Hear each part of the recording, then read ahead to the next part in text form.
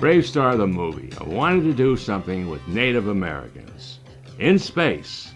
Cowboys, Indians, rockets, heroes, and bad guys. And we had the perfect way to do it. New Texas was the roughest of planets. They needed 1,000 lawmen. They got one. Bravestarr. Possessing the eyes of a hawk, the strength of a bear, the ears of the wolf, and speed of a puma, Marshal Bravestarr used his powers to protect the innocent. Aided by his sidekicks 3030 and Judge J.B., Bravestarr faced the evil Stampede, his servant Tex Hex, and an ugly array of rogues. But every legend has a beginning, and the feature film Bravestarr, the Legend, told it. Called by many critics one of the most dazzling jewels in the crown of Filmation Studios, Bravestarr featured astonishing effects, heart-pounding action, and moral lessons. Now, you can strap on your lasers, mosey on into the dusty streets, and learn how this dazzling and dramatic science fiction feature film came to be. From the writers and artists who created Bravestarr, saddling up with Bravestarr, the Legend. And so, it begins. Bob Ford and Steve Hayes wrote the movie. Bob is an extraordinary guy, and he put his whole soul into doing something that he really felt eminently appropriate for him. And fact is, he was the guy you saw in the poster, leaning up against the wall, and all that stuff in the background, stuff flying in the sky, Indians, cowboys, you name it, he did it.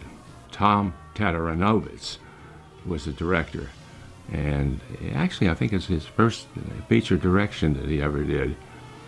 And he had worked on the storyboard, and he really knew this. He knew the picture backwards and forwards, and he brought a lot of his own feelings into the thing. The kiss was his idea. Every year I go back to where I grew up in Detroit for a fishing trip with old friends. And in about 1985-86, I went back from my fishing trip in the fall, came back to work after a week to be called up to the production head's office. And I thought, well, I'm in trouble now. I don't know what I did, but I did something, and that wasn't unexpected. And I got there and they said, you're going to direct the Bravestarr feature. And I was really surprised. I'd seen some of the development, thought it was pretty cool. I just never really thought about it. And all of a sudden I was directing this feature film. And so I was thrilled by it, and dove in, started looking at all kinds of westerns, all my classic films. I was trying to figure a way to make it for the budget they had and make it look like far more than its budget, something I call geometric filmmaking. If something costs a dime, make it look like it costs $1. Don't just double how it looks, make it like 10 times better, and just figure out how to do it with different aspects. So it was a really great challenge, and I really appreciated getting the chance. Bravestarr had to be the most anticipated show after He-Man that I worked on. All of us were so excited about what we were going to do with Bravestarr that we just couldn't wait. Everything about it was exciting. Bravestarr came along. We had our storyboard department, our layout department, our animators, all really fine-tuned to a high level. And so we were all ready to do this project. Bravestarr had a master plan. We were not just doing a series, we were doing a feature film that would launch the series and be followed up by the regular episodes. So we were working on the feature. My role primarily was one of coordinating storyboard production, and also just some continuity things with the layout department and with storyboard, and dealing with the various props and settings and locations. We had to understand the world of New Texas and the characters to adequately present them for the big screen. And I'd like all of you to meet a few of my deputies. They're all gonna help me make this the kind of planet I like. The characters in the movie are Bravestarr. Obviously, he is the star. He's American of Indian descent, with a great great bad guy, Tex Hex, which actually he was developed for another series we were doing, and I liked him so much I said, let's save him, do a picture around him, and that's how all this started. Judge Bean was really based on the real character, Roy Bean, the Western judge who was a hanging judge. But we have a young lady in this, so we didn't call her Roy, we called her Judge Bean. And the prairie people were the little animals that are always included for the funny parts.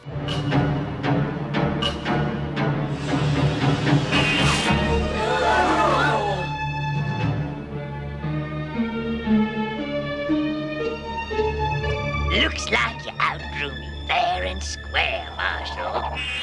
Too bad I don't play by the rules. I did some early animation on 3030. I did the run cycles and some of the more broader animation of, broader meaning the more exaggerated animation of 3030, because he was like a sort of a very dynamic, sort of extroverted character, and you could do a lot more with his face than, say, the more realistic characters. I did a lot of physical action of 3030 doing things. I always kind of enjoyed him because he was so over the top, you know, like he wouldn't just enter a room, he'd like blow the door off, you know, or he wouldn't just tap somebody on the shoulder, he'd put his fist through the wall and grab you and pull you through, and that was kind of fun. To have a character that's so out there and everything was enjoyable. Without question, my favorite character in Bravestarr would have to be 3030. I really liked the character of the horse, I liked the voice, I liked the fact that he could change from a mechanical horse into this humanoid kind of figure. Everything about it was fun to me. I liked the relationship between the hero and his steed. He had good lines, drawing him was fun, animating him was fun, the relationship was fun. Everything about that was what I really looked forward to on the feature. And I thought the sequence where they meet was probably the best sequence in the movie. It was, got to do the mood, got to do everything we've been talking about with shadows and environments and pacing and action and comedy and drama and male bonding. Everything that goes into making a good little piece was in that sequence. Stop pulling that swallowed. Follow around. As I recall, one of the most interesting roles I had was Bravestarr. Now, before this, I'd started to get a reputation of doing, you know, character voices. I'd do the villains on things. I did the Ghostbuster. Wait a minute now. So I do all sorts of, you know, interesting ducks, dogs, and villains, but I was never a leading man. Well, here I was given the opportunity to be a leading man in a character voice or in a cartoon series. And I didn't have the equipment. I was still a little bit green and like a tenor, so I had to go down as low as I could. And I remember that Lou told me, look, we don't want any big butch guy here. We want to have a kind of a gentle hero. So I thought, well, I'll try to do him like he's a hero, but he eats quiche. So I got his, and I remember telling myself, Pat, keep low. So that's where I got this, and just did a slight Texas accent, and that was Bravestarr. So of all the wonderful, joyful performances and series we did, that sticks out in my mind because it was such an opportunity. Me too. You're afraid? Of course. Did you expect me not to be? I tried to record with a full ensemble cast, and in general, that's how it worked, and it worked much better. It was sort of like a radio play, and the actors could play off of each other, and you get better performances. And I let them get crazy and ad-lib and you know, get their juices going. And then sometimes I'd have to rein them in a little bit, like, okay, let's go back to the script, please. But in general, it was an ensemble, and we'd go through the show from beginning to end, so you have a real sense of continuity, and it's a real story, as opposed to just little isolated sentences that don't mean anything. At Filmation, they didn't have guests. So what happened is the entire cast did every single character that was on the screen. Even Erica and Lou would come in like cobbler's elves at midnight, and all of a sudden magically come up with the extra characters. And so we really got a workout. Now when we recorded these, we always did them in order. We never would, for example, if I had a scene with myself as Bravestarr and Thunderstick, you're gonna get it now. And who's telling me what I do? Well, I'll tell you. You know, we had to go back and forth with it. So, hey, how you doing? I'm doing pretty good. What's he talking about? Well, I was talking about whether you guys got together. Well, I didn't know about that.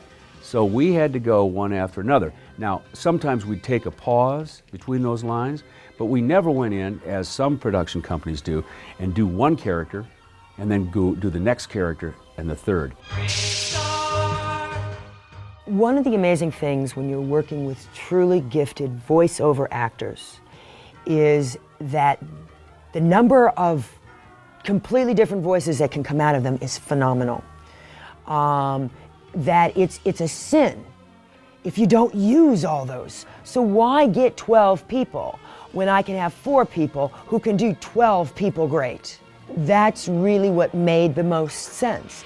We weren't casting with names like goes on nowadays. We were casting with people who were completely professional and could do a ton of different voices. Whenever I was directing a session, I thought one of the most important things was that the atmosphere be one of fun. I was never really heavy, and if you do it my way or no way. Creating an environment and fun, and what I really liked to do was kid around with the actors a lot to get them going, and I just enjoyed that whole process. Something interesting about Filmation is they did not rely on vocal effects or post-processing of the voice. For example, when I did Thunderstick in Bravestarr, I played a mechanical hick and he sort of talked like this, right? So it was up to me to create that kind of mechanical sound. I really loved to get involved with all sorts of things. I loved sound, and I loved whether it was voices or whether it was sound effects. I even got to a place where when we were working on the Bravestarr movie, I wanted to work on some of the sound design. There was these big sort of skeleton, huge cow kind of things at the end that were tearing down the place. And I remember getting involved with my little Mac Plus and my jam box and mixing together Breaking Bones and Howling Wind and all these different sounds, and giving those to the sound guys to lay in with during that sequence. I really enjoyed the sound design work. By the time we hit Bravestarr, we're getting pretty sophisticated with our sound work and the sound design, and people are really taking this stuff seriously. I mean, it may have been just cartoons, but it was real important to everybody who was working on it. I grew up loving Westerns. That's true. I used to go to Western serials and sit there for 10 hours and watch the same serial with Gene Autry and a beautiful Indian princess. It was wonderful. Bravestarr, the movie. Science fiction and Westerns can't do any better in life. And there's great visuals in this. We got a combination of prairies, mountains, and foreign and exotic-looking villages. It's got, visually it was a wonderful picture. It is a wonderful picture.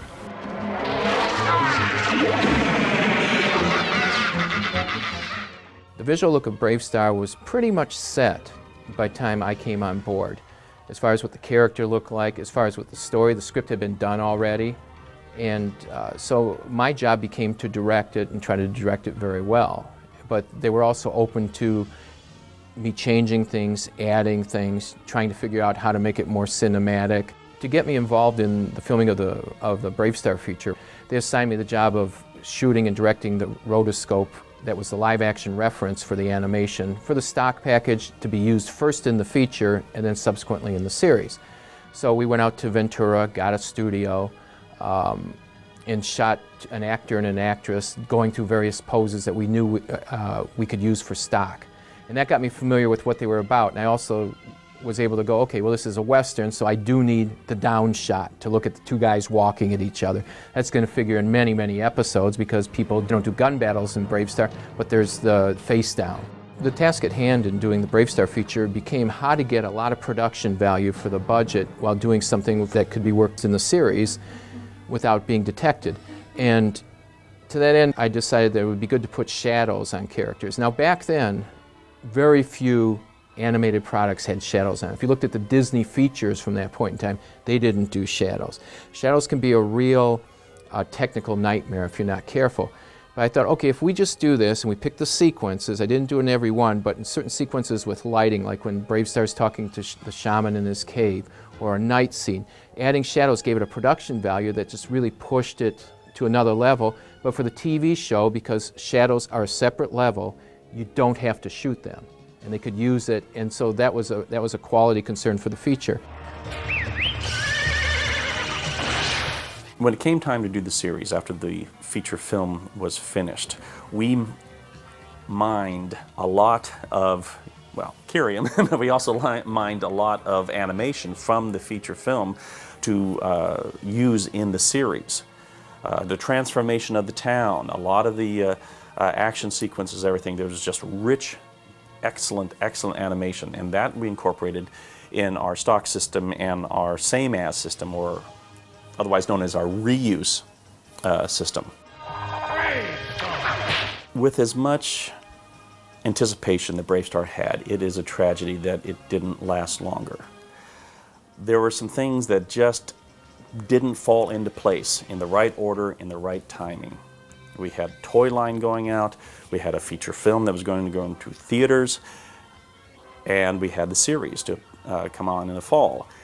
They had to hit at the right times to build the momentum so the series would be a success. If you need me, I'll be around.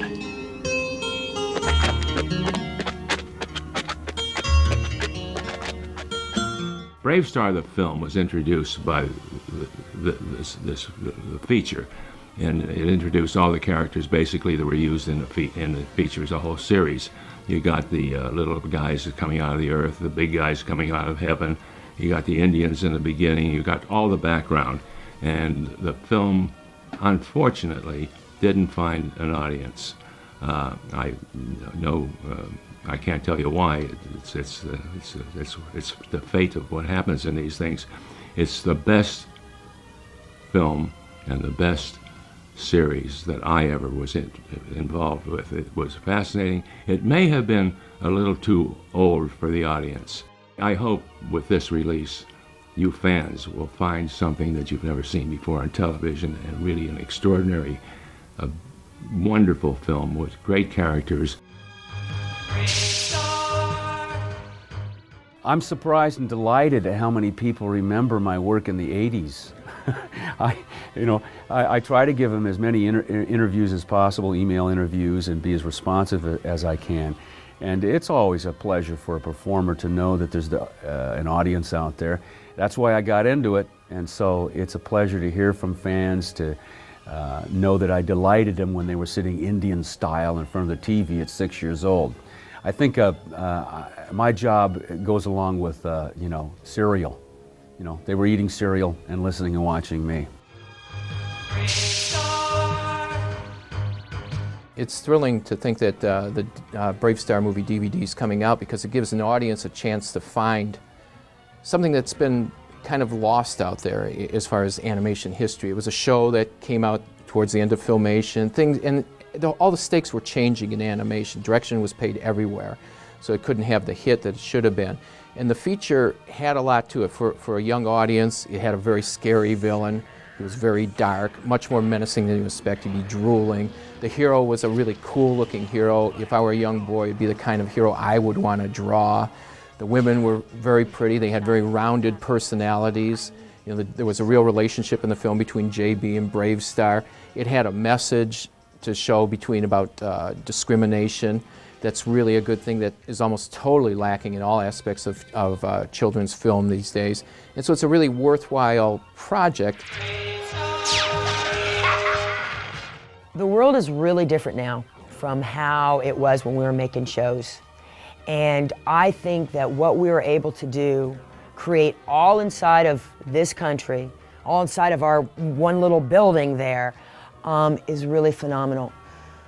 I know that we stretched every cent out to put it on the screen. And I'm really proud of what we did, and kind of, the kind of tricks that we had to do in order to make it look like a big production. It's easy to do big things when you got tons of money. It's hard to do big things when you don't have tons of money, but boy, is it creative. And there is a lot of creativity running around Filmation. Maybe not a lot of money, but a lot of creativity. Bravestarr is one of the best productions that Filmation did. It was, I think, their crowning achievement. I believe that as more people discover and rediscover it through this DVD set, that it will take its place in the halls of achievement in animation. I really believe the Bravestarr feature is a genuinely entertaining movie. I know when we showed it to the whole crew, Lou rented a theater nearby. Everybody seemed to love it. It was fun. It was something that everybody was so proud of working on, and the story worked. It felt like a film. It didn't feel like something that was a TV show that kind of made it to film. We really, I believe, pulled it off, and this is credit to the crew, pulled off something that met the entertainment standards of what it should be.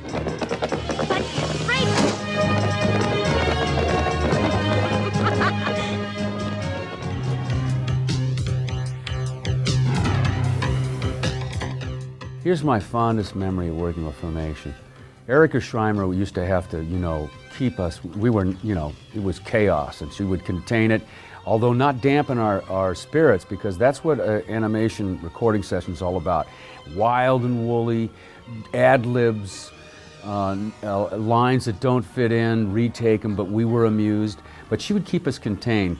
But then once in a while she'd have to get a little taciturn with us. So at one point, I remember one show, she said, "Okay, knock it off, let's get back to work." And she used to have a rolling chair that she used. And so just after she announces that we have to get ready, she leans back with a little bit of pride. She was a young gal then. And she went way up in the air, over backwards, and she was such a good sport that she laid there for a while and kicked her legs up, just to amuse the other children. Nice memory.